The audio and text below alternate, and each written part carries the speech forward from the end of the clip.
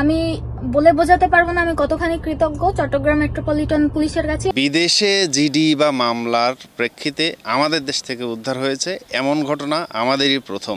জামালপুরের ধর্মমন্ত্রীর আইফোন চুরিয়ের ঘটনায় মালয়েশিয়া উদ্ধার করছিল, কিন্তু এখন ঘটি তার উল্টো ঘটনা। ভারতত আজিজন্য মোবাইল ফোন উদ্ধার করে দিয়ে চট্টগ্রাম মেট্রোপলিটন পুলিশ ও ডিবি গোয়েন্দা পুলিশ।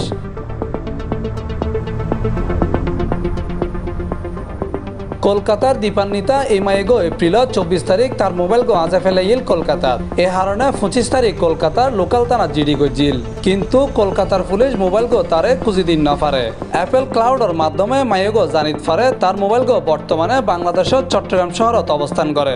এরপরে সামাজিক যোগাযোগ মাধ্যমে বাংলাদেশ পুলিশের চট্টগ্রাম মেট্রোপলিটন পুলিশের ফেসবুক পেজও যোগাযোগ করে তার অভিযোগ জানায়। জানানোর পর চট্টগ্রাম মেট্রোপলিটন পুলিশের ডিবিরে দায়িত্বগান দেয়। ডিবি চৌকস কর্মকর্তা রবিউল ইসলাম প্রচুর পরিশ্রম করে নানান তথ্য প্রযুক্তির সহযোগিতায় মোবাইল গোর অবস্থান নির্ণয় করে মোবাইল গো উদ্ধার করে, তবে আসামিরে দরিত ন পারে এখনো। কলকাতার মোবাইল জিডির বাদী ফেসবুকে চট্টগ্রাম পুলিশ দিয়ে সার্চ দিলে চট্টগ্রাম মেট্রোপলিটন পুলিশ পেজ পায়, ওখানে সে জিডি দেয় এবং বিস্তারিত লিখে আইনগত সহযোগিতা চায়। সেটা দায়িত্ব আমাকে দেয়া হয়। দেন আমি ওইটার একদম পিন পয়েন্ট লোকেশন যেটা, সেখানে গিয়ে দেখি যে একটা বহুতল ভবন। তখন থেকে আমার কাজ শুরু হয়। আমি ওই বিল্ডিংয়ে খুঁজে বের করি যে 2 জন মোবাইল ব্যবসায়ী আছে, যার মধ্যে আসলে একজন ভালো আরেকজন খুবই দুষ্টু প্রকৃতির। সর্বশেষ আমরা যে তাকে নজরদারিতে রেখেছি এবং অভিযান চালাবো এমন প্রস্তুতি সে বুঝতে পেরে তার নিকটস্থ একজনের কাছে এই আমাদের টার্গেটের মোবাইল যেটা, মোবাইলটা কোনোরূপে হ্যান্ড ওভার করে সে মানে তার দোকান তালা মেরে, আমি যতটুকু জানি সে এখন ইন্ডিয়াতে পলাতক আছে। ফোনটা আমাদের উদ্ধার করতে পেরেছি। আসামি আমাদের একদম কড়া নজরদারিতে আছে, তাকে আমরা পাওয়ার সাথে সাথে আইনগত ব্যবস্থা নিব। কলকাতার মাইয়া দীপান্বিতা মোবাইল গো ফায়ারে উচ্ছ্বাস প্রকাশ করে ধন্যবাদ জানাই এবং অবাক গিয়ে বাংলাদেশ পুলিশের এলে তৎপরতা দেখিয়ে। বাংলাদেশের ফোন ট্র্যাকিং করে আমি জানতে পারি ওটা চট্টগ্রামে রয়েছে। চট্টগ্রাম পুলিশ স্টেশনের কয়েকটা জায়গায় যোগাযোগ করি, তার মধ্যে থেকে চট্টগ্রাম মেট্রোপলিটন পুলিশ থেকে আমি এইসব রেসপন্স পাই, যেটা হচ্ছে গিয়ে আনএক্সপেক্টেড ছিল একেবারেই আমার কাছে।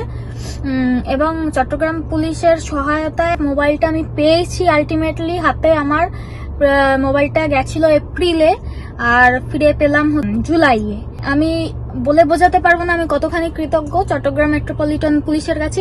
বাদী ফোনটা পেয়ে আমাকে কল দিয়েছে, কল দিয়ে তার উচ্ছ্বাস এবং লেভেল এত বলতেছে, মানে বাংলাদেশ পুলিশকে সে ধন্যবাদ জানায় এবং বলছে বাংলাদেশে আসার তার কোনোদিনই কোনো ইচ্ছা ছিল না, কিন্তু এই ঘটনার পরে সে বাংলাদেশে আসার জন্য খুব ইচ্ছুক, সে এখানে ভ্রমণ করবে।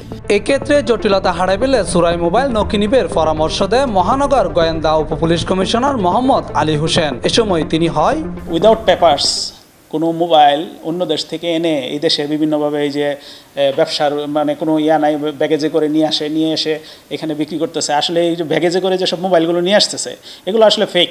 বিদেশ থেকে যদি কোনো মোবাইল ফোন আসে ওগুলো প্রপারলি কাগজপত্র যে নিয়ম, বাংলাদেশে একটা জিনিস বিদেশ থেকে আনার যে নিয়মকানুন, সেই নিয়মকানুন মেনে এনে তারপরে এটা করা আমার মনে হয় সমীচীন হবে।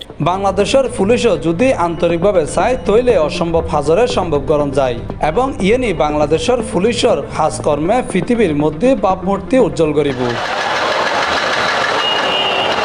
Mohammad Nizamuddin Tipu, C+ TV, Chittagong.